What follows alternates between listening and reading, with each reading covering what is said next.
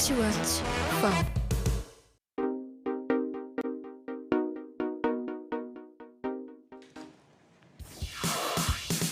고승범 신임 금융위원장이 취임 후 처음으로 5대 금융그룹 수장들과 만났습니다. 가계부채 관리와 함께 코로나 대출 만기 연장에 대한 금융권의 협조를 당부했습니다. 플랫폼 기업에 대한 규제 우려로 폭락하던 네이버와 카카오 주가가 사흘 만에 반등에 성공했습니다. 증시 전문가들은 규제 이슈에서 촉발된 최근의 주가 하락은 너무 과도하다며 오히려 저가 매수의 기회가 될 수 있다고 전망했습니다. 국내 방산 기업들이 우주 개발이나 도심 항공 모빌리티와 같은 미래 산업 진출에 사활을 걸고 있습니다. 정부 사업만으로는 한계가 있다는 판단인데 기술 유출 우려나 인재난을 비롯해 넘어야 할 산이 적지 않습니다. 높은 가성비를 앞세운 중국산 태블릿이 국내에서 날개 돋친 듯 팔려나가고 있습니다. 하지만 AS가 사실상 불가능하고 중고로 판매하면 법을 위반할 수 있어 싸다고 무턱대고 구입했다간 낭패를 볼 수 있다는 지적입니다. 여러분 안녕하십니까? 뉴스플러스 시작합니다. 고승범 금융위원장이 방금 전 5대 금융지주 회장들과 첫 만남을 가졌습니다. 가계대출 규제나 코로나 대출 연장 같은 현안들이 대거 논의됐는데 현장에 나가 있는 취재기자 연결해 들어보겠습니다. 배성재 기자. 네, 은행연합회입니다. 예, 지주사 회장들을 만난 고승범 위원장 오늘 어떤 얘기를 했습니까? 그렇습니다. 고승범 금융위원장이 5대 금융지주 회장들과 첫 간담회를 가졌습니다. 고 위원장은 첫 인사말로 금융회사들의 자율성을 존중하는 시장 친화적 정책과 감독을 원칙으로 삼겠다고 언급했습니다. 특히 금리와 수수료, 나아가 배당까지도 이 금융사들의 자율적인 판단을 최대한 존중하겠다고 밝힌 점도 눈길을 끌었습니다. 네, 규제보다는 자율성을 중시하겠다 이런 의미로 읽히는데 현재 상황이 심각한 이 가계부채 문제에 대해서도 논의가 있었다고요? 네, 맞습니다. 가계부채 총량에 대한 철저한 관리를 당부했습니다. 고 위원장은 이 실물 경제를 넘어선 부채의 증가는 우리 경제의 위기 발생 확률을 높일 수 있다고 말했습니다. 또 미국의 연내 테이퍼링 가능성 등 외부 요인이 겹쳐 있다는 점을 지적을 했는데요. 가계부채 관리 강화는 선택이 아닌 필수 과제자 최우선 과제라며 이 가계대출을 관리하라고 강력하게 주문한 것으로 전해집니다. 이 소상공인 대출 만기를 재연장하는 방안을 놓고도 이 금융사들이 현재 난색을 표하고 있는 상황인데 어떻게 논의가 됐습니까? 네, 고 위원장은 코로나19 사태가 계속됨에 따라 소상공인이나 이 자영업자들에 대한 다양한 조치를 종합 검토하고 있다고 밝혔습니다. 나아가 합리적 이 방안 도출을 위해서 금융당국과 금융권 모두가 협력해야 한다고 당부해 추가적인 대책을 예고했습니다. 다만 금융지주 회장들은 앞으로도 실물 부문 금융 지원에 최선을 다할 것이라고 말을 하면서도 일부 회장들은 만기 연장 등 조치에 대해서 이 부실 문제로 이어질 수도 있다라는 우려를 내비친 것으로 전해집니다. 약 1시간 동안 진행된 이번 회동이 끝난 뒤 고 위원장은 별도 브리핑을 통해서 이자 상환 유예 조치 등은 다음 주 내로 모두의 의견을 경청해 결정하도록 하겠다고 말했습니다. 지금까지 은행연합회에서 전해드렸습니다.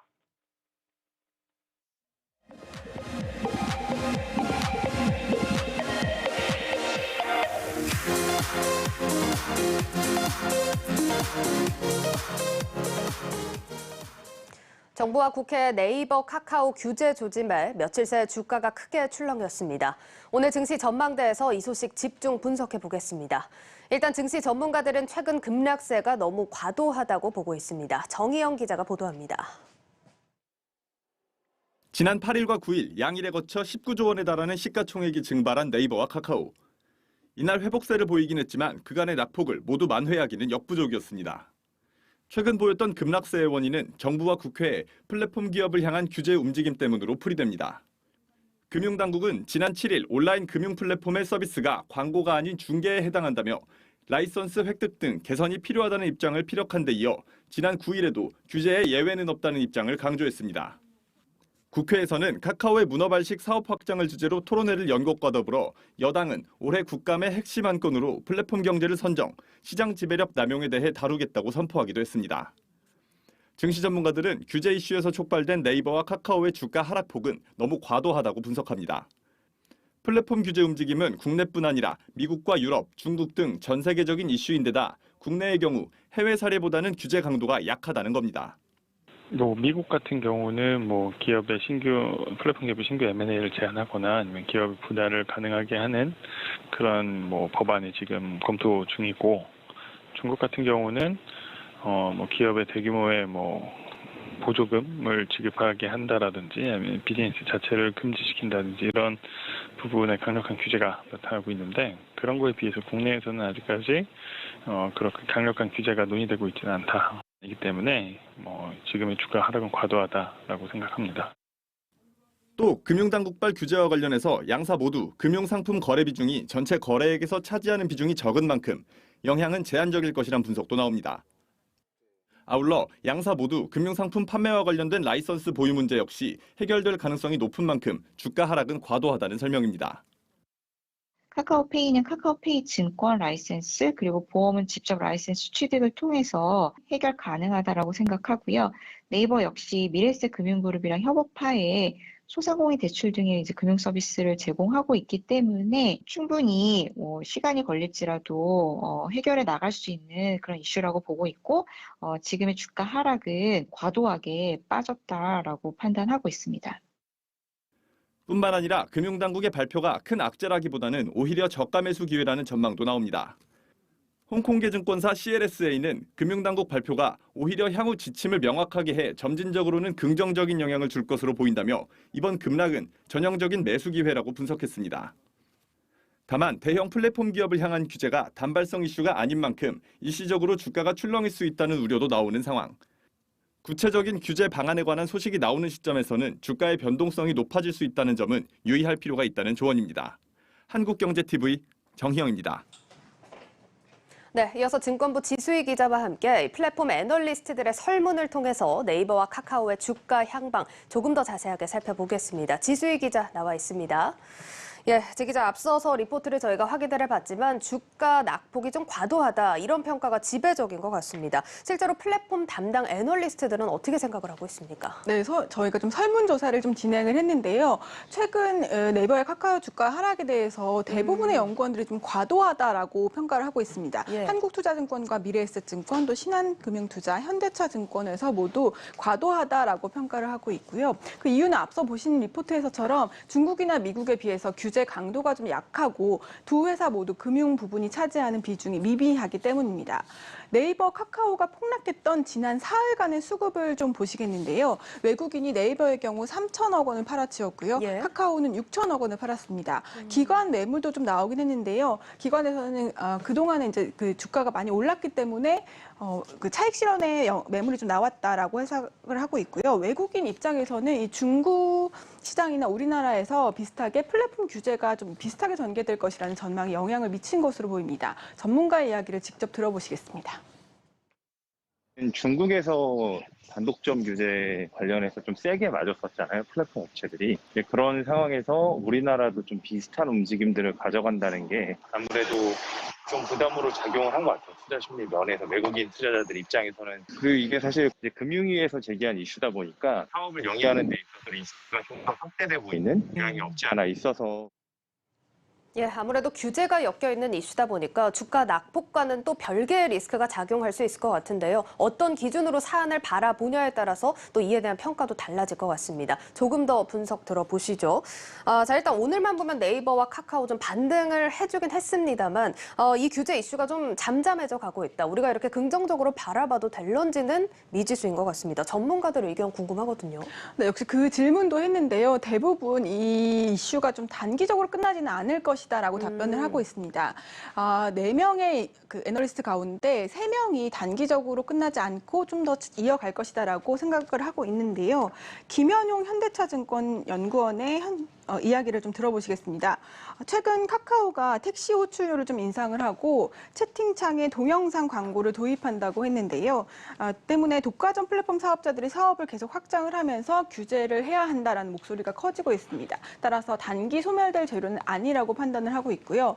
또 이어서 정호윤 한국투자증권 연구원의 의견도 들어보시겠는데요. 정호윤 한국투자증권 연구원도 지난해부터 사실 이 모빌리티나 핀테크 등에서 핵심 사업을 수익화하는 과정에서 마찰이 계속 발생해 왔다고 분석을 하고 있습니다. 예. 따라서 규제 이슈가 단기 실적에 영향을 미치지는 않겠지만 노이즈가 이렇게 계속될 경우에는 단기간의 가격 회복은 어렵다고 진단하고 있습니다. 예, 정리를 해보면 실적과는 무관하게 지금 주가 낙폭이 과다한 건 맞지만 규제가 또 얽혀 있는 만큼 단기간 회복되기는 어려운 이슈다. 이렇게 정리를 해볼 수 있을 것 같습니다. 지금 판단이 쉽지는 않은 상황인데요. 사실 주가가 이렇게 떨어지면서 많은 분들이 또 저가 매수 기회로 생각하시고 있는 것 같습니다. 네이버와 카카오 지금 사도 되는 걸까요? 대부분의 담당 애널리스트들이 지금의 주가 수준은 조금 저점 수준이다라고 평가는 하고 있습니다. 예. 다만 이 이슈가 좀 더 지속될 것이기 때문에 이슈 해소 후에 진입하는 것이 좋다라고 평가를 하고 있는데요. 대부분 지금 사도 된다라는 의견을 주고 있긴 하지만 이문종 신한투자증권연구원의 의견을 좀 들어보시겠습니다. 당분간은 기간 조정이 있을 것으로 보이지만 장기적으로는 이 같은 규제를 통해서 플랫폼 산업의 건전한 성장을 유도할 수 있다고 설명하고 있고요. 따라서 지금 발생하는 노이즈가 어느 정도 해소된 이후에 매수하는 것이 바람직하다라고 의견을 제시하고 있습니다. 그러면 지금 네이버보다는 카카오의 낙폭이 좀 상대적으로 큰 상황인데 그래서 주가가 더 많이 빠진 건 카카오지만 상대적으로 이런 규제 리스크에서 더 자유로울 수 있는 건 네이버인 것 같습니다. 두 종목 중에 뭘 선택해야 될까요? 네, 실제로 제가 그 질문을 했을 때 대부분의 연구원님들께서 네이버를 더 추천한다. 카카오보다는 네이버를 선택하는 것이 좋겠다라고 답변을 했습니다. 예. 김창권 미래에셋증권 이사의 의견을 좀 보시겠는데요. 네이버가 소상공인과의 상생을 강조하고 있고 또 신규 사업자보다는 기존 사업자와의 협업을 강조하고 있는 만큼 네이버가 규제 이슈에서 좀 더 자유롭다고 분석을 하고 있습니다. 또 다른 전문가도 비슷한 의견을 내놨는데요. 직접 인터뷰를 통해서 들어보시겠습니다. 네이버는 사실 이미 매를 많이 맞았어요. 실시간 검색도 이제 안 하잖아요. 네. 너네 독점이라 그래가지고. 그래서 네이버는 이미 준비를 다 해놨어요. 잃을 것도 없어요, 이미. 근데 이제 카카오는 뭐 이제 세탁소까지 하니까. 예, 맞습니다. 지금 규제 칼날이 카카오를 향해서 더 날카롭게 서 있는 상황인 것 같습니다. 자, 어쨌든 이제부터 계속 네이버와 카카오 주가 주목을 해봐야 할 것 같은데요. 저희가 어디에 포인트를 두고 좀 살펴봐야 될까요? 대부분의 애널리스트들이요. 그럼에도 불구하고 정부가 일반적으로 이 기업들을 규제하는 데는 한계가 있다라고 분석을 하고 있습니다. 정부의 규제가 국내 기업으로 집중되다 보면 상대적으로 구글이나 아마존 또 텐센트 같은 해외 기업들이 수혜를 받을 수밖에 없는 구조인데다가 예. 또 사실 이 거대 플랫폼의 발전은 막을 수 없는 흐름이라는 분석인데요. 따라서 이 고비들을 이 기업들이 어떻게 넘기는지 또 신사업의 수익화 속도를 어떻게 조절하는지를 주목해 볼 필요가 있겠습니다. 예, 이번 주 증시의 가장 핫한 이슈였습니다. 네이버와 카카오 주가에 대한 향방도 자세하게 살펴봤고요. 이제 다음 주를 또 준비해야 하는 시점입니다. 다음 주 주목해야 할 일정도 한번 살펴볼까요? 네, 다음 주에 8월 미국의 소비자 물가 지표를 비롯해서 산업 생산 또 소매 판매 같은 경제 지표들이 발표가 됩니다. 지난주에 발표된 미국의 8월 고용 지표가 사실 그 쇼크에 좀 가까울 정도로 좀 낮게 나왔기 때문에 좀 주시를 해봐야 되는데요. 차트를 제가 준비를 해봤습니다. 6월에는 미국의 비농업 신규 고용이 8만 5천 명, 그리고 7월에는 93만 명이었지만 8월에는 예상치 72만 명을 깨고 23만 5천 명을 기록을 했습니다. 이유는 델타 변이가 다시 확산이 되면서 외식이나 여행 등의 서비스 업종 일자리 증가가 둔화됐기 때문인데요. 따라서 이 때문에 시장에서는 그 테이퍼링 시기가 좀 늦춰질 것이라는 기대감이 나오기도 했는데 최근 연준 위원들의 발언을 보면 고용 쇼크는 좀 일시적이기 때문에 연내 테이퍼링이 적절하다라는 의견들이 제시되고 있습니다. 또 최근에 나온 베이지북에서는 인플레이션을 언급을 하면서 테이퍼링을 빨리 해야 한다는 의견이 나온 만큼 이 8월 소비자 물가 지표를 좀 잘 살펴봐야 합니다. 또 다음 주에 한국의 고용 지표도 발표가 됐는데요. 어제 김용기 일자리위원회 부위원장이 코로나 4차 확산의 영향이 다음 주에 나오는 고용 지표에 반영이 될 것이라고 말해서 고용 쇼크가 나오는지도 살펴볼 필요가 있겠습니다. 예, 그런데 이런 시점에서 다음 주 이후의 국내 시장은 또 추석 연휴입니다. 여기에 지금 FOMC까지 겹쳐 있는 상황인데 항상 FOMC를 앞두고는 좀 관망하는 장세가 이어졌습니다. 다음 주도 좀 비슷하게 상황이 펼쳐질까요? 네, 그럴 것으로 예상이 되는데요. 최근 주도주들이 좀 급락하는 장세가 계속 이어졌지 않습니까? 예. 그래서 이 반도체를 비롯해서 최근에 배터리와 또 게임즈에 이어서 네이버나 카카오 같은 플랫폼까지 좀 업종을 순환하면서 주도주 약세 장세가 이어지고 있는데요. 이런 장세일 때는 대부분 증시 방향이 약세로 갈 것이라는 의견이 있어서 시장을 지켜보는 장세가 될 것이라는 의견이 있습니다. 전문가 이야기를 들어보시겠습니다. 그 다음 주에 바로 추석 연휴 들어가는데 FMC가 또 있잖아요. 껴있잖아요. 다음 주는 전체적으로 좀 거래대금이 부진한 국면에 들어가지 않을까. 이제 관망에 대한 심리가 높아질 것 같아요. 순환매는 계속 돌 걸로 저는 보고 있거든요. 시장에 돈은 워낙 계속 있으니까. 주도주 보통 꺾이면 시장 뭐 약세장이다, 하방으로 가야 된다 라는 게 뭐 일반적인 공식이긴 한데 아직까지는 그 판단은 좀 유보하는 게 낫지 않나. 예, 다음 주는 이 거래대금 측면에서 좀 부진한 장이 이어질 수 있다라는 평가가 나와 있습니다. 또 그런 만큼 FOMC에서 또 어떤 얘기가 나올지까지 같이 주목해서 살펴보시면 좋을 것 같습니다. 여기까지 듣도록 하겠습니다. 증권부 지수희 기자와 함께했습니다. 잘 들었습니다.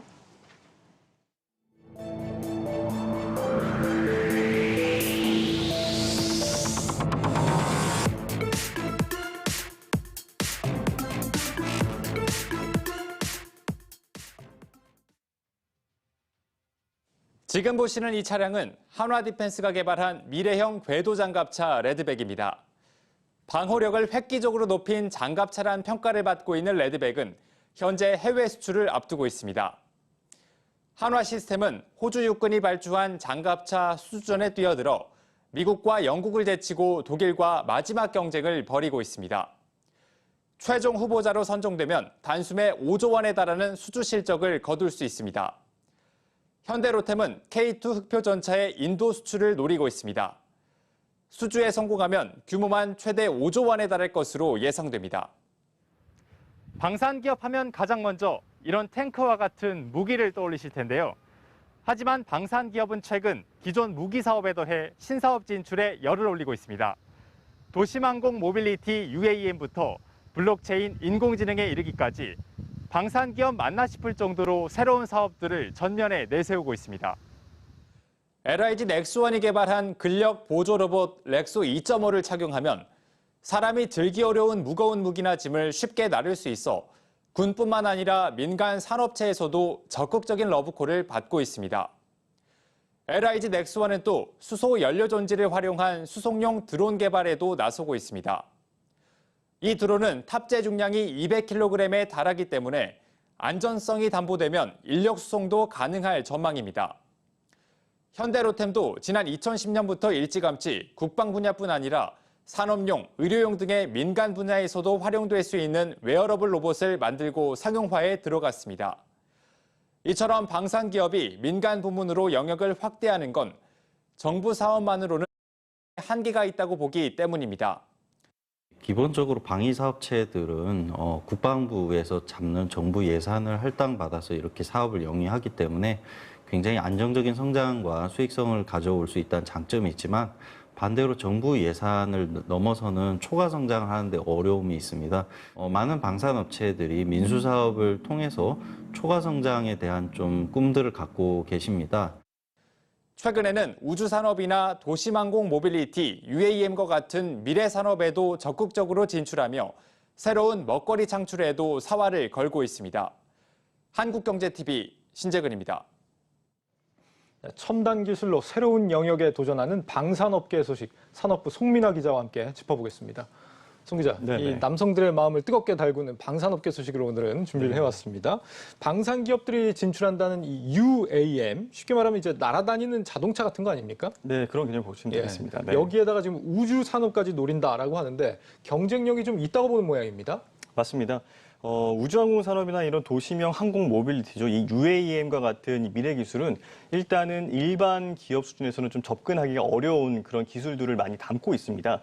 그러다 보니까 아무래도 이제 좀 초반에 접근하기가 좀 어려운 그런 경우도 있고요. 예. 특히 이제 국방 전력이라고 불리는 이런 국방 무기 체계 이런 분야에 먼저 우선적으로 좀 적용이 됐다가 점점 시간이 흐르면서 일반 기술로 이제 확장되는 그런 흐름을 보이고 있거든요.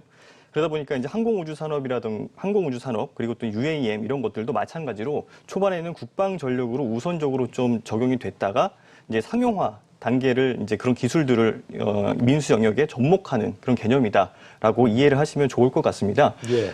예를 좀 들어보면 어댑티브 크루즈 컨트롤 기능이라고 혹시 아시죠? 일반적으로 자동차에 많이 이제 적용이 되는 반자율 주행 기술인데 이런 시스템 같은 경우는 요즘에는 차량에서는 많이 흔하게 볼 수 있는 그런 기술입니다. 하지만 초기에는 위성이라든가 또는 미사일 무기체계 이런 데 적용이 됐던 기술들이 이제 일반화됐다라고 볼 수 있는 겁니다. 그런 만큼 이제 방산업계에서는 이 시장에 진입하는 데 있어서 아무래도 초반 진입 장벽이 조금 더 낮고 그리고 경쟁사들도 상대적으로 좀 적은 편이다라고 볼 수 있는 겁니다. 그렇군요. 좀 특수성이 있는 산업이기 때문에 우리 방산 기업들이 좀 해볼 만하다는 거고 그렇습니다. 실제 이 세계적으로도 좀 상당히 유망한 분야이기도 하잖아요. 좀 전망이 어떻게 되고 있습니까? 중장기적인 관점에서 좀 살펴보자고 하면은 시장 규모가 굉장히 급격하게 좀 성장하고 있다라고 말씀을 드릴 수 있을 것 같습니다. 테슬라 CEO죠. 일론 머스크가 이제 스페이스 X를 설립을 했지 않습니까? 그러면서 이제 민간 우주 탐사 시대가 열렸는데요. 이 글로벌 기업들은 벌써부터 이제 우주로 이런 발사체를 올리는 그런 항공 우주 사업을 점점 가시화하고 있다라고 볼 수 있는 겁니다. 그런 만큼 이제 글로벌 우주 산업 시장은 이제 현재 굉장히 급격하게 성장할 것으로 예상이 되는 그런 분야고요. 표를 한번 살펴보겠습니다. 표를 보시면은 글로벌 우주 산업 시장 규모가 2017년을 기점으로 굉장히 급격하게 확대가 되고 있습니다. 이 시점이 스페이스X의 우주 산업이 좀 본격화한 그런 시점이다라고 볼 수 있는데요. 2017년에는 407조 원 규모에서 2040년에는 1287조 원 규모까지 굉장히 가파르게 성장할 것으로 전망이 되고 있습니다. 이 도심 항공 모빌리티죠. UAM 사업도 마찬가지입니다. 모건 스탠리는 최근에 UAM 사업의 글로벌 시장 규모를 1,700조 원 규모로 1,700조 원 규모가 넘을 것으로 전망한 바가 있거든요.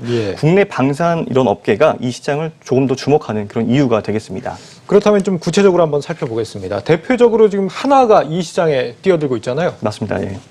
설명해 주시죠. 네, 한화 같은 경우에는 한화그룹은 이제 방산 계열사들을 굉장히 많이 보유한 그런 그룹으로도 기업으로도 유명한데요. 우선 한화 시스템을 한번 살펴보자면 지난 2019년도에 UAM 시장 진출을 선언을 했습니다.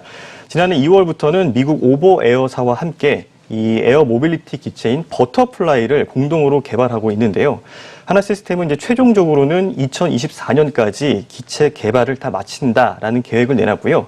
2025년도에는 서울과 김포를 잇는 노선에서 이런 시범 운행을 시작한다라는 그런 구체적인 계획안까지 내놨습니다. 한화 시스템은 또 글로벌 우주 인터넷 기업인 원웹에 우리 돈으로 약 3,450억 원을 투자했다라고 밝히기도 했습니다. 또 다른 방산 계열사인 한화 에어로스페이스도 한번 살펴보겠습니다. 최근에 위성 시스템 개발 업체인 세트랙아이의 지분을 인수했다. 그리고 위성 분야 기술을 확보한 것으로 이렇게 전해지고 있는데요. 지분은 약 30% 정도 수준 인수한 것으로 알려졌습니다. 그러면서 이제 한화의 우주 사업 그 컨트롤 타워인 스페이스 허브를 출범을 했는데요. 초대 스페이스 허브 팀의 팀장은 이 김승현 한화그룹 회장의 장남이죠. 김동관 한화솔루션 사장이 맡게 됐습니다. 김 사장은 이제 누군가는 해야 하는 그런 우주 산업이다라고 말을 하면서 사회적 책임을 다한다라는 자세로 개발에 몰두하겠다라고 그런 포부를 밝히기도 했습니다. 확실히 뭐 요즘에 이제 한화 에어로스페이스 주가를 보면은 투자자들 기대가 상당한 것 같다 이런 생각이 듭니다. 맞습니다. 이 한국 항공 우주 산업 카이의 경우도 이 분야 진출을 지금 준비를 하고 있는데 인재 확보가 한창이라고요. 그렇습니다. 아무래도 이제 미래 산업을 조금 더 성장을 시키려면 이 기술을 잘 끌고 갈 수 있는 인재 확보가 중요한데 이 인재 확보라는 게 그렇게 쉽지만은 않습니다. 이 분야가 이렇게 뭐 널리 일반화된 그런 분야가 아니기 때문에 그래서 카이는 이 UAM과 또 유무인 복합체계 그리고 위성 발사체 또 항공전자 시뮬레이션 등 5개의 미래 사업 분야에서 대거 핵심 인재 채용에 나섰습니다. 카이는 이제 전투기와 헬기 또 무인기와 같은 그런 다양한 항공기 개발 노하우를 보유하고 있는 기업인데요. UAM 분야 비행체 개발에서 가장 앞서 있다라는 평가를 받기도 하거든요. 그런데도 적극적인 인재 채용에 나서고 있는 겁니다. 카이는 이를 바탕으로 이제 300조 원 규모의 우주 서비스 시장 진출을 위한 뉴 스페이스 밸류 체인을 구축하겠다라고 밝혔는데요. 이와 관련된 인터뷰 함께 살펴보겠습니다. 뉴스페이스 시대에 발맞춰서 카이 중심의 밸류체인 구축을 중점을 두고 진행을 하고 있습니다. 2029년도까지는 자체 플랫폼을 개발하는 목표를 가지고 있습니다. 그리고 기술 표준화를 위한 제도적인 측면, 그 다음에 기술적인 측면을 국내 업체, 그 다음에 정부기관과 협력하여서 차근차근 잘 준비를 해나가고 있습니다. 네, 조금 더 이제 구체적으로 좀 살펴보자면 우선적으로는 이제 위성 영상 서비스 분야에서 조금 더 성과를 낼 수 있지 않을까라고 기대가 되고 있습니다. 위성 영상이 뭐냐 하면은 이제 1차원적인 그런 수준에 머물러 있던 위성 영상을 이제 입체적으로 이제 3D 영상으로 이제 판독을 해서 AI, 뭐 인공지능과 빅데이터 같은 그런 4차 산업 기술과도 접목하는 그런 산업인데요. 카이는 이를 위해서 이제 국내 항공 영상 분석 전문 업체인 메이사의 지분 20%를 인수한다라고 계약을 체결했다라고 밝혔고요. 위성 영상 서비스 분야의 시장 규모가 약 300조 원을 넘을 것으로 예상하기로 했습니다. 네, 이 LIG 넥스원 같은 경우는 이제 앞서 리포트를 살펴보니까 근력 보조 로봇인가요? 굉장히 좀 신기하던데. 맞습니다. 네. 예. 이거 같은 경우는 앞으로 뭐 어떻게 활용될 수 있는 겁니까? 네, 뭐 저도 이렇게 근력 보조 로봇을 직접적으로 입어보고 체험을 해봤거든요. 예. 그랬더니 실제 한 26kg 정도 나가는 좀 무거운 물체를 들었는데 체감하는 건 한 5분의 1 정도? 가벼워요, 한 5, 6kg 정도 되는 무게밖에 안 느껴지더라고요. 그만큼 되게 혁신적인 기술이다라고 생각이 됐습니다. 네. LIG 넥스원은 이 기술을 좀 화물 운송 그 UAM 사업에 좀 적극적으로 접목할 것으로 좀 기대가 되고 있고요. 올해부터 이제 5년 동안 443억 원을 투입을 해서 이제 수소 연료 전지로 구동하는 200kg급 그 화물 운송용 드론을 개발한다고 밝힌 바가 있습니다. 신기한데요? 화면에 나온 거 보니까. 네, 그렇습니다. 실제로 들어봤을 때도 굉장히 가벼웠고요. 네. 앞으로 많은 분야에서 좀 활용이 될 것으로 기대가 됐습니다. 그렇군요. 네, 이를 바탕으로 이제 2025년 개발을 완료한다라고 이제 목표를 정했고요. 우선적으로는 이제 이 드론이 군수용으로 좀 투입될 예정입니다. 이 회사가 육해 공군의 그런 수송용 드론으로 좀 활용을 하겠다라고 그런 계획을 내놨던 건데요. 예. 그리고 이제 근거리까지는 이렇게 물체를 수송을 하고 드론으로 수송을 하고 이제 최종 목적지까지 옮기는 일이 남았지 않습니까? 그랬을 때 바로 아까 보셨던 그런 근력 보조 로봇을 활용을 해서 최종 목적지까지 이제 옮기는 작업들을 할 것으로 기대가 되고 있습니다. 예. 이 외에도 이제 LIG 넥스원은 카이스트와 또 차세대 그 초소형 위성 개발을 위한 업무 협약을 맺고요. 100kg 이하급 초소형 위성과 또 위성 항법 시스템 개발을 하는 데에도 집중을 하고 있는 상황입니다. LIG 넥스원 관계자는 이 한국형 위성 항법 시스템 개발을 위한 그런 업무 개발을 사업을 통해서 6만여 명의 고용 창출 효과와 또 7조 원 이상의 경제적 가치가 창출될 것으로 기대된다라고 말을 했습니다. 예. 다만 지금까지 좀 말씀을 드렸던 이런 우주 산업이나 또 UAM 사업이 반드시 좀 장밋빛 전망만 있는 것은 아닙니다. 왜냐하면 좀 국방 전력을 포함하고 있고 또 최신 기술을 다루다 보니까 아무래도 좀 기술 유출에 좀 우려도 있고요. 사업 전개 속도도 초반에는 빠를 수 있어도 이제 시간이 흐를수록 점점 더 늦춰질 수 있는 그런 좀 보수적인 면이 있기 때문에 아무래도 좀 그런 좀 부정적인 측면도 있고 그리고 인재 확보에도 좀 어려움이 있을 수 있다라는 부분이 좀 예상할 수 있는 부분인데요. 결국에는 이 시장 선점을 위해서는 정부와 기업이 얼마나 좀 유기적으로 서로 발맞추느냐 그 부분이 관건이 될 전망입니다. 알겠습니다. 산업부 송민아 기자였습니다. 수고했습니다.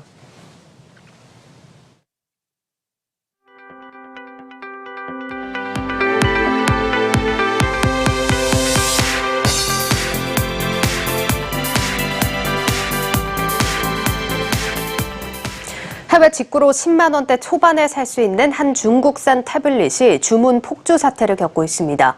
가성비를 중시하는 IT족들이 한꺼번에 몰렸기 때문인데 하지만 AS가 사실상 불가능하고 중고로 판매하는 것도 불법입니다. 이준호 기자입니다. IT 기기 정보를 공유하는 한 온라인 커뮤니티. 중국산 태블릿 구매에 대한 게시글로 가득 찼습니다. 구매한 가격을 층수로 비유해 10층, 11층, 12층 등 인증글도 잇따라 올라옵니다. 최근 레노버의 태블릿 P11이 해외 직구를 통해 10만 원 초반대로 풀리면서 주문 폭주로 배송이 마비됐습니다. 메모리와 저장 공간만 더 큰 동일한 제품이 국내에서 정가가 50만 원에 육박하는 만큼 가격 파괴 수준입니다. 상황이 이렇자 가성비를 중시하는 IT족들이 한꺼번에 구매 대열에 동참하면서 이른바 온라인 대란이 벌어진 겁니다. 애플이나 삼성 태블릿은 그동안 비싸서 못 샀는데 이번 대란에 나온 건 가격이 10만 원대고 부담도 없고 성능도 괜찮아서 사게 됐어요. 국내에서 대표적인 저가 태블릿으로 꼽히는 삼성의 갤럭시 탭 A7과 비교해봤습니다. 태블릿의 두뇌격인 프로세서는 동일한데 화면 크기와 카메라 성능, 메모리, 배터리 용량 등에서 레노버 제품이 앞섭니다. 그런데도 가격은 30만 원대인 A7에 비해 3분의 1 수준에 불과합니다. 특히 중국산 태블릿에서 보기 힘든 넷플릭스의 FHD 인증을 받은 점도 IT족들이 열광하는 이유로 꼽힙니다. 다만 가격이 저렴하다고 무턱대고 구입했다가는 낭패를 볼 수 있어 주의가 필요합니다. 구입 시 제품에 하자가 있을 때 반품만 가능하고 수리나 교환이 불가능하기 때문에 사실상 AS를 받을 수 없습니다. 사용하다 마음에 들지 않아 중고나라나 당근마켓 등에 내놓으면 전파법 58조를 위반한 것이어서 처벌을 받을 수 있습니다. 집값 평가를 한 대 본인이 사용하는 걸 면제를 받고 들어오거든요. 중고로 팔게 되더라도 전파법 위반이 돼버립니다. 일종의 판매가 돼버리잖아요. 최근 정부는 1년 이상 된 직구 제품에 개인 간 중고 거래를 허용하기로 했지만 법 개정 전까지는 처벌이 유효한 만큼 주의해야 합니다. 그동안 가격만 저렴할 뿐 성능이 크게 뒤떨어져 깡통 제품으로 불렸던 중국산 태블릿. 이제는 애플이나 삼성 태블릿 못지않게 성능을 보강하고 가성비를 앞세워 국내 IT족들의 지갑을 열게 하고 있습니다. 한국경제TV 이준호입니다. 인공지능으로 진짜와 비슷한 가상 인물을 만들어내는 딥페이크 기술이 요즘 앱 시장에서 큰 인기를 끌고 있습니다. 이용자들에게 일종의 놀이로 자리 잡은 건데, 하지만 관련 산업이 더 성장하려면 기술이 악용되는 걸 막는 제도가 서둘러 정비돼야 한다는 지적입니다. 양현주 기자입니다. 사진 한 장만 있으면 영화 속 캐릭터가 되기도 하고 좋아하는 연예인의 모습이 되기도 합니다. 손쉬운 조작법 덕분에 최근 딥페이크 어플을 이용한 영상이 SNS상에서 인기를 끌고 있습니다. 젊은 층을 중심으로 딥페이크 앱이 일종의 놀이가 된 겁니다. 재미 위주가 좀 컸던 것 같아요. 저 말고 다른 주변 사람들 같은 경우는 좀 다이어트 자극이나 이런 부분에서도 사용을 한다고 하더라고요. 불과 몇 년 전과 비교해 딥페이크 앱에 대한 거부감이 많이 줄어든 모습입니다. 딥페이크 앱에 제 사진을 넣어봤습니다. 이질감 없이 자연스럽게 합성됩니다. 이처럼 딥페이크 기술이 발전하면서 관련 산업도 폭발적으로 성장하고 있습니다. 실제로 한 딥페이크 어플의 월별 이용자 수는 지난달 기준 10만 명을 훌쩍 넘어섰습니다. 이처럼 딥페이크 앱 활용도가 높아지면서 IT 업계에선 해당 기술을 활용한 다양한 사업들을 계획하고 있습니다. 합성 앱을 넘어 최근엔 메타버스상의 현실 세계의 인물과 유사한 아바타를 만들려는 시도도 나옵니다. 하지만 일각에선 딥페이크 기술이 범죄에 활용될 가능성이 더 커졌다고 말합니다. 안면 인식 기술을 이제 악용을 한다면 딥페이크로 합성한 그런 얼굴을 통해서 제가 다른 사람의 어떤 금융 정보를 볼 수도 있고 뭔가 금전적인 피해도 발생할 수 있는 그런 사례가 있을 수 있게 되는 거죠. 이 때문에 오히려 딥페이크 산업이 안정적으로 성장하기 위해선 해당 기술을 악용한 기업에 대한 적절한 제재를 고민해야 한다는 지적이 나옵니다. 업체를 엄벌하는 수밖에는 방법이 없고 외국의 기업체를 다 처벌하는 거거든. 징벌적 손해배상을 묻거나 세금을 때려가지고 업체를 처벌하는 건 없잖아요. 딥페이크 기술이 음지에서 양지로 나온 만큼 안전한 시장 환경 조성을 위한 노력이 뒤따라야 할 것으로 보입니다. 한국경제TV 양현주입니다.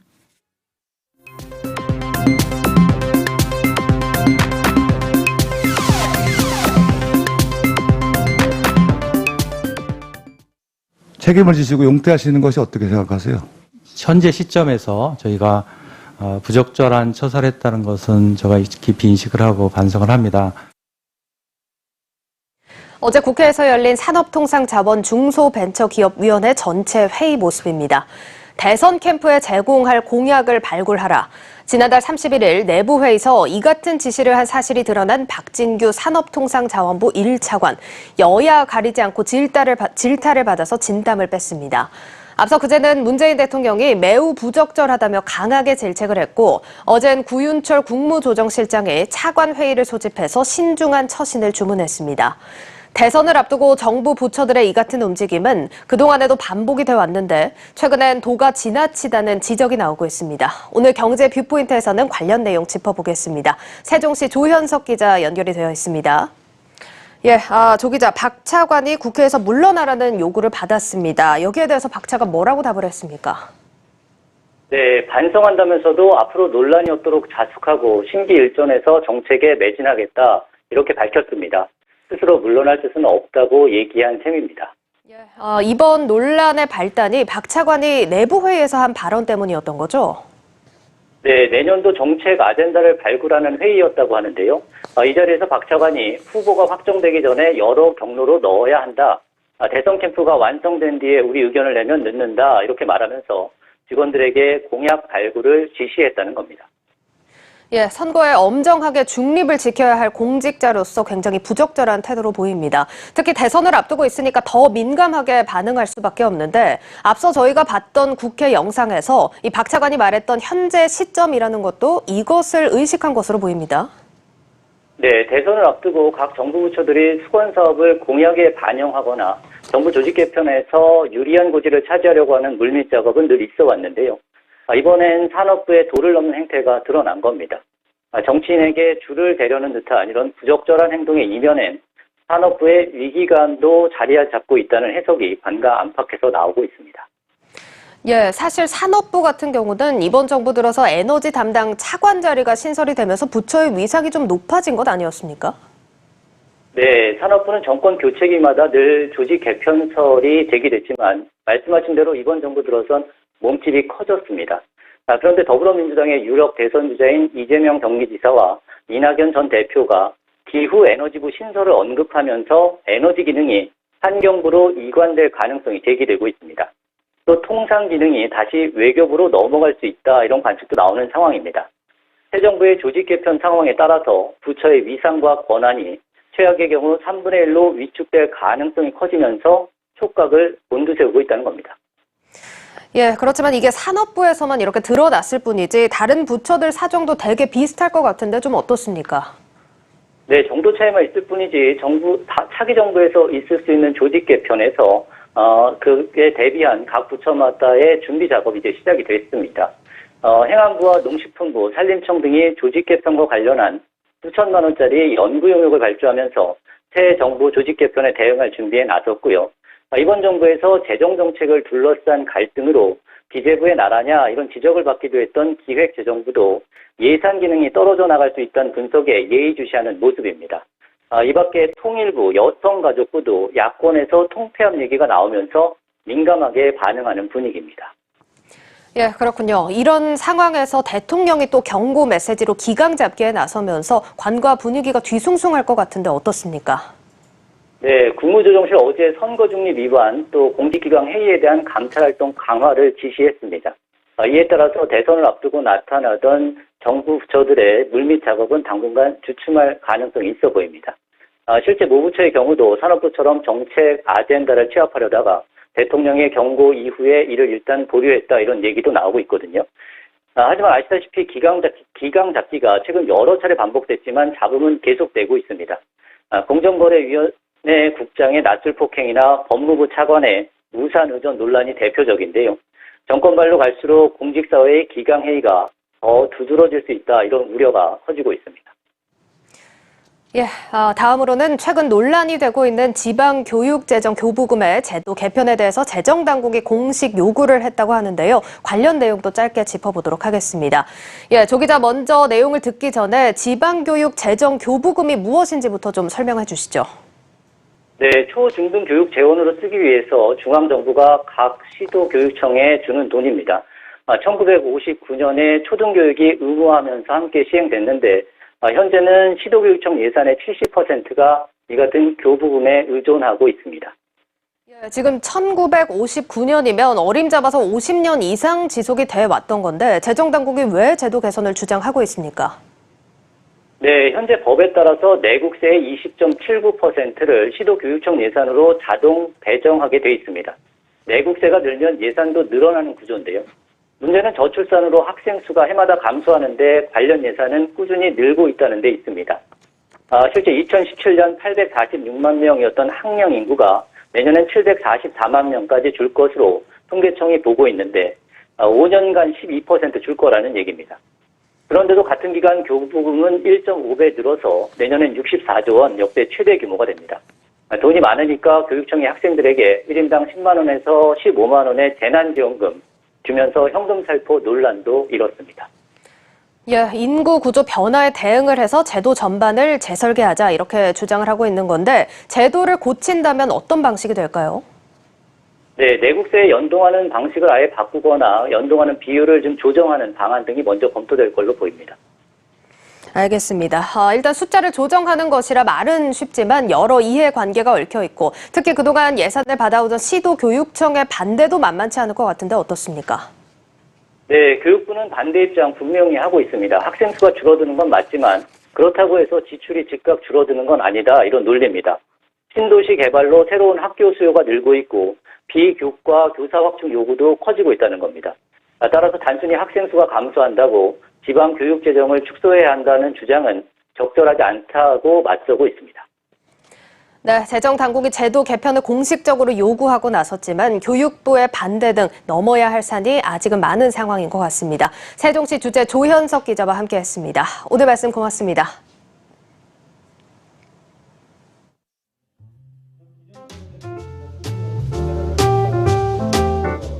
이미경 선생님은 장애인의 재활치료를 위하여 30여 년간 헌신해 오신 분입니다. 그리고 우리나라에 유일하게 장애인 복지관의 상근 의사로 근무를 하셨습니다. 저희들은 앞으로도 국내외에서 참 의술을 펼치는 의료인을 발굴하여 지속적으로 시상할 계획입니다.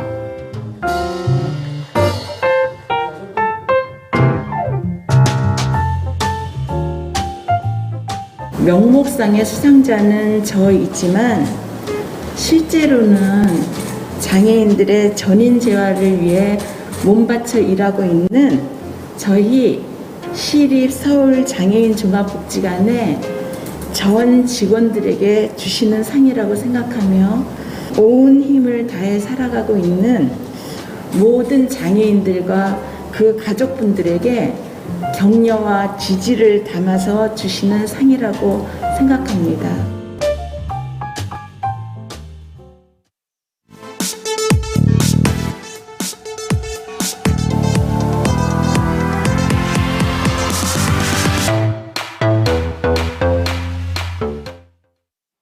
구로구 곳곳에서 재개발이 한창인데 고척 4구역 재개발이 가장 속도를 내고 있습니다. 재개발을 마치면 최고 25층 규모로 576가구 일반 분양을 포함해 약 1000세대 아파트가 들어설 예정입니다. 특히 지역개발 사업 가운데 고척동에 위치한 교정시설 이전을 주목할 만합니다. 이 사업은 10만 5천 제곱미터 부지에 최고 45층 주상복합 6개 동을 짓고 최고 35층 아파트 5개 동 등 총 2,200여 세대의 대단지로 조성하는 겁니다. 이미 2018년 공사를 시작해 4년 뒤인 내년 10월 완공을 목표로 하고 있습니다. 주택 건설과 함께 지상에는 공원과 지하에는 주민개방 주차장이 조성됩니다. 앞으로 이것은 고척과 개봉 생활의 중심이자 서남북권역의 랜드마크로 발돋움하게 됩니다. 유동인구가 크게 늘어날 개봉역 일대에도 변신을 꾀하고 있습니다.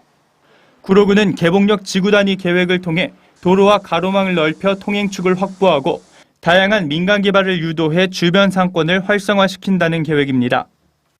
교정시설을 이전하는 게 쉬운 일이 아니기 때문에요. 법무부하고 굉장히 오랫동안 끈질기게 협상을 해서 저희가 성사를 시켰고 또 하나는 거기가 고도 제한 지구라서 고층 건물을 질 수가 없는 곳이었습니다. 그것도 역시 저희가 국방부하고 협의를 해가지고 고도 제한을 해제함으로써 거기가 이제 새롭게 개발이 되면은 우리 구로구의 새로운 어떤 그 주거 및 또 업무 상업 중심지로 변모할 거로 생각됩니다.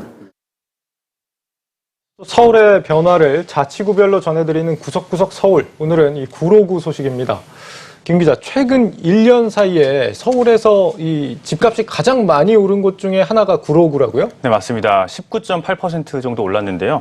이는 이제 노원구와 도봉구에 이은 세 번째 상승률이었습니다. 예. 이 범위를 좀 축소하면요. 서남북권 기준으로 놓고 봤을 때는 단연 압도적인 상승률이었습니다. 그렇군요. 그러면 이렇게 이제 집값이 뛴 이유가 앞서 리포트에서 나온 이 재개발 때문이다 이렇게 얘기해 볼 수 있을까요? 그렇죠. 이게 재개발이 활성화된 이 시점도 좀 중요한데요. 2019년에 이제 이성훈 구로구청장께서 이제 고도 제한에 대해서 좀 이제 완화해야 된다 뭐 이런 주장을 해왔었어요. 예. 이 노력 끝에 이게 좀 결실을 맺었었는데요.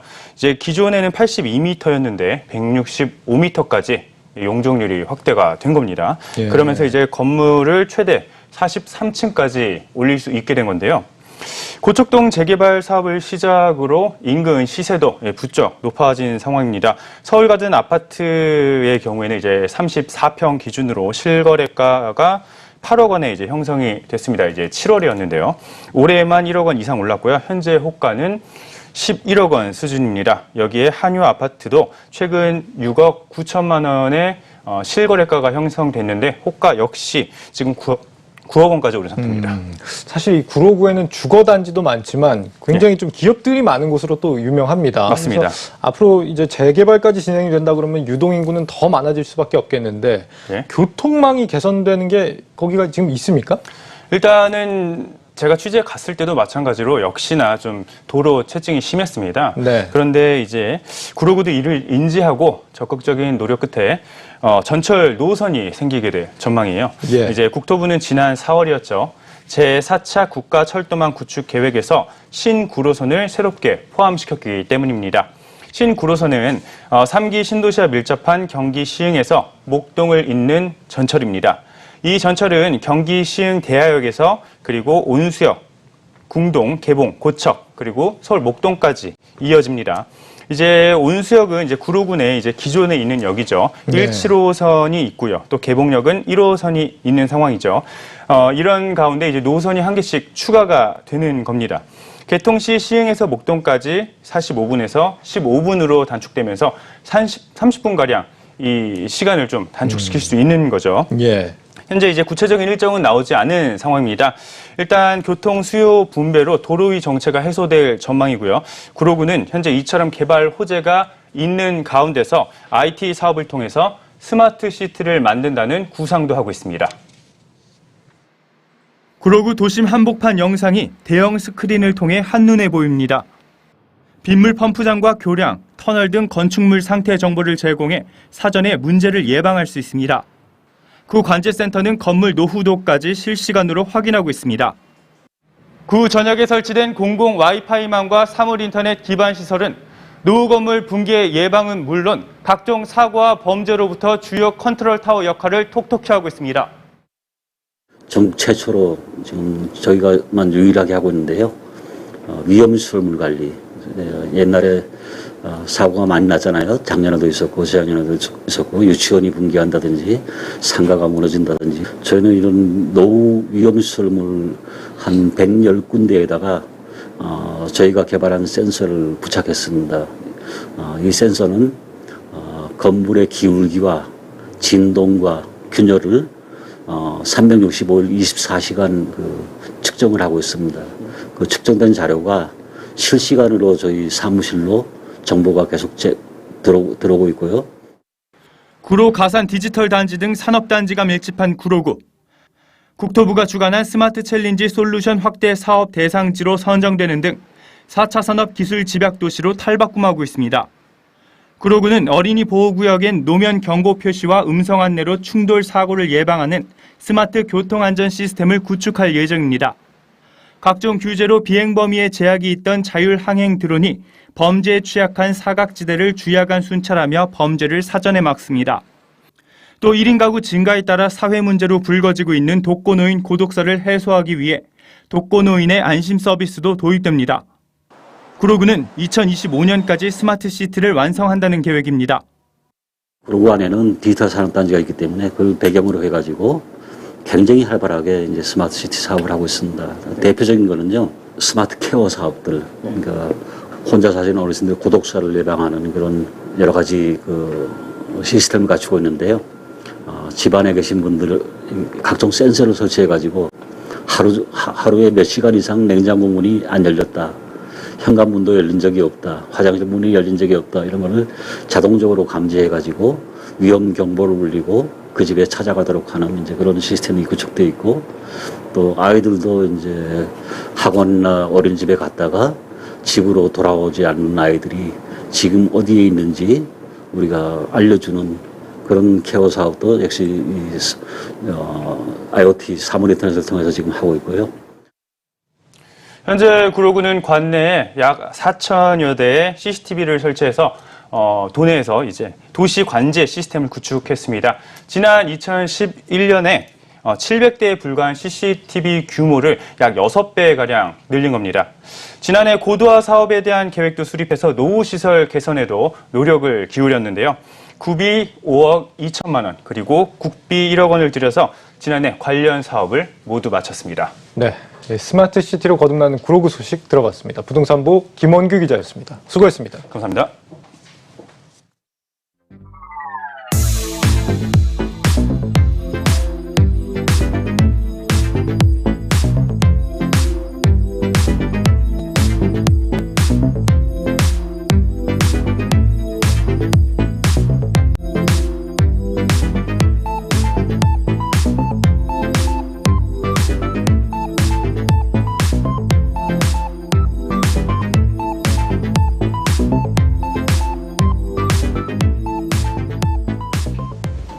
뉴스 플러스를 마치겠습니다. 여러분 고맙습니다.